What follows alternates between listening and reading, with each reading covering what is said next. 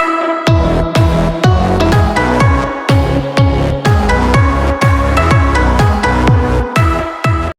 Friends, welcome back to my channel মাধুর্য স্পেশালে আপনাদের সবাইকে স্বাগতম। আমার আজকের রেসিপি চিকেন রেজালা, আর আমি আমার চ্যানেলে প্রথমবার চিকেন রেজালা রেসিপিটা দিচ্ছি।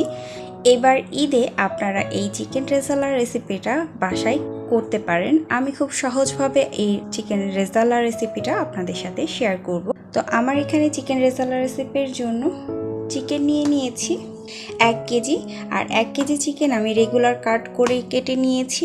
আপনারা এখানে ইচ্ছে করলে শক্ত যেই হার্ড চিকেনটা সেটা আপনারা ইউজ করতে পারেন। তো আমি এখানে ব্রয়লার মুরগিটাই নিয়ে নিয়েছি। এবার চুলায় একটা প্যান বসিয়ে দিয়েছি। প্যানে 1/2 কাপ তেল দিয়ে দিব।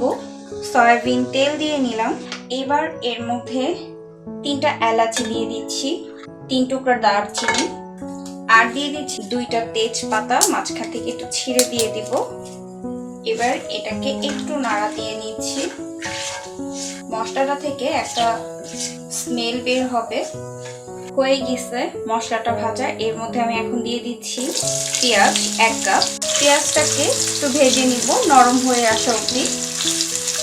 পেঁয়াজটা নরম হয়ে গিয়েছে। এর মধ্যে এখন দিয়ে দিব আদা রসুনের পেস্ট 3 টেবিল চামচ।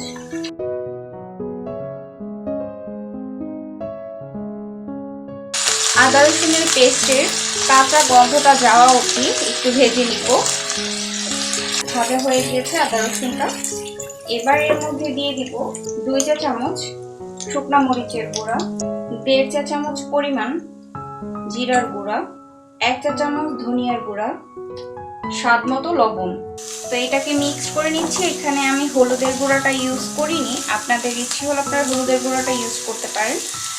আমি রেজালাতে হলুদের গুঁড়াটা ইউজ করি না। মশলাটার মধ্যে কিছুটা পানি দিয়ে খুব ভালোভাবে তেলটা উপরে উঠে আসা অবধি কষিয়ে নেব। উপরে তেল উঠে চলে এসেছে, মশলাটা কষানো হয়ে গিয়েছে। এর মধ্যে আমি এখন চিকেনটা দিয়ে দিচ্ছি। এটা ভালোভাবে মিশিয়ে নিব মশলাটার সাথে। চিকেনটাকে মশলার সাথে ভালোভাবে মিশিয়ে নিলাম। এবার ঢাকনা দিয়ে ঢেকে দিব। 7-8 মিনিটের মতো ওয়েট করব, মোটামুটি চিকেন থেকে পানিটা বের হয়ে আসা অবধি।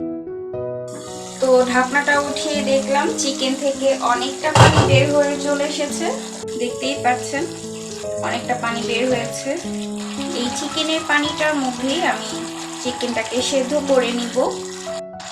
তো এইটাকে আমি এখন আবার ঢেকে দিচ্ছি, আর চুলার আঁচটাকে মিডিয়াম আঁচের থেকে একটু কমিয়ে আমি এটাকে রেখে দিব। যতক্ষণ অবধি চিকেনটা সেদ্ধ না হয় ততক্ষণ অবধি আমি এটাকে এই চিকেনের পানিটার মধ্যেই চিকেনটাকে কষিয়ে সেদ্ধ করে নিব। এবার আমি একটা টক দইয়ের একটা মিক্সচার তৈরি করে নিব। তো এর মধ্যে আমি 1/4 কাপ টক দই নিয়ে নিয়েছি।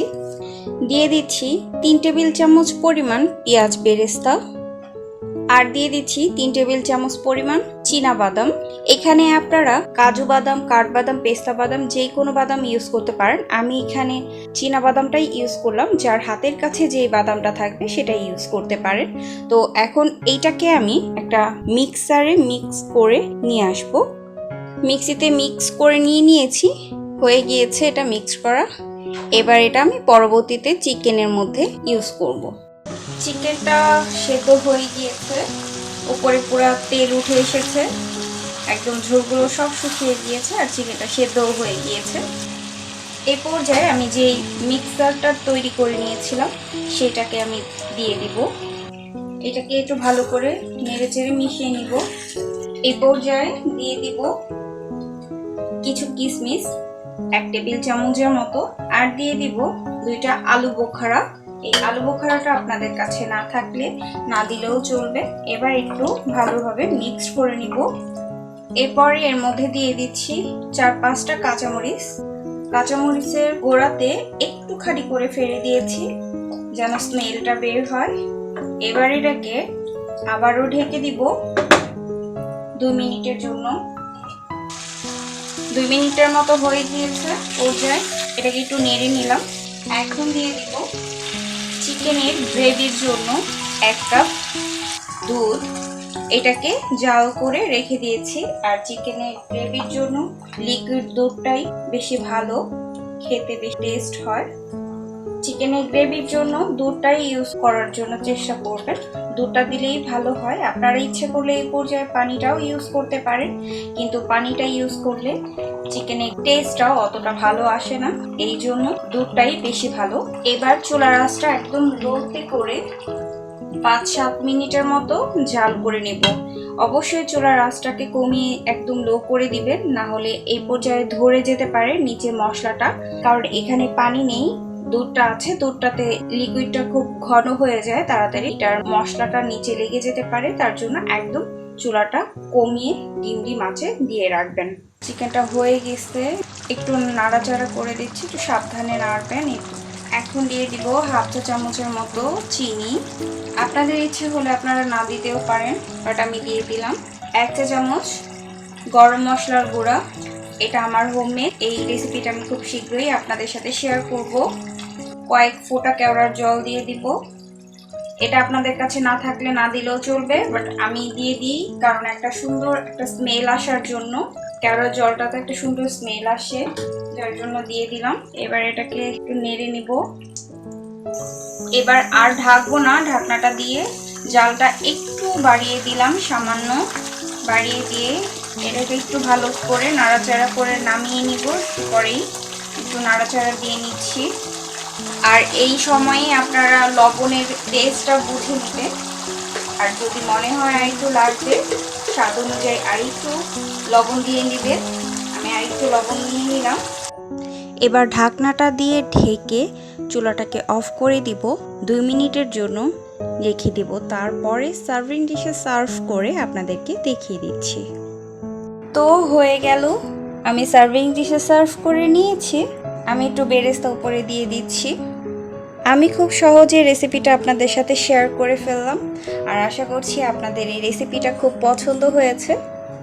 এটা আপনারা পোলাও, ফ্রাইড রাইস এবং আপনাদের ইচ্ছে হলে আপনারা ভাতের সাথেও এটা খেতে পারেন। এটা অনেক টেস্টি একটা খাবার। আর এবার ঈদে আশা করি আপনারা এই রেসিপিটা একবার হলো ট্রাই করে দেখবেন। সবার ঘরে কোরবানি ঈদে গরুর আইটেমগুলো থাকবে, গরুর মাংসের আইটেমগুলো, তার পাশে সেই চিকেনের আইটেমটা যদি হয়, চিকেন রেজালাটা, তাহলে তো আরও বেশি ভালো হয়। তো আশা করি আপনাদের এই রেসিপিটা ভালো লেগেছে। যদি ভালো লেগে থাকে এই ভিডিওটাকে আপনারা আপনাদের ফ্রেন্ডস অ্যান্ড ফ্যামিলির সাথে শেয়ার করে দিবেন। আমার চ্যানেলটাকে সাবস্ক্রাইব করে দিবেন, পাশের বেল আইকনে অবশ্যই প্রেস করবেন, কারণ আমি নতুন কোনো রেসিপি দিলে সেটার নোটিফিকেশন সবার আগে আপনার কাছে পৌঁছে যাবে। একটা লাইক দিয়ে আমাকে সামনে এগিয়ে নেওয়ার জন্য সাহায্য করবেন। আবার নতুন কোনো রেসিপি নিয়ে আসা অবধি আপনারা সবাই ভালো থাকবেন, সুস্থ থাকবেন। মজার সব রান্না পেতে আমার চ্যানেলটিকে সাবস্ক্রাইব করুন এবং নতুন ভিডিও আপলোড পেতে বেল আইকনে প্রেস করুন।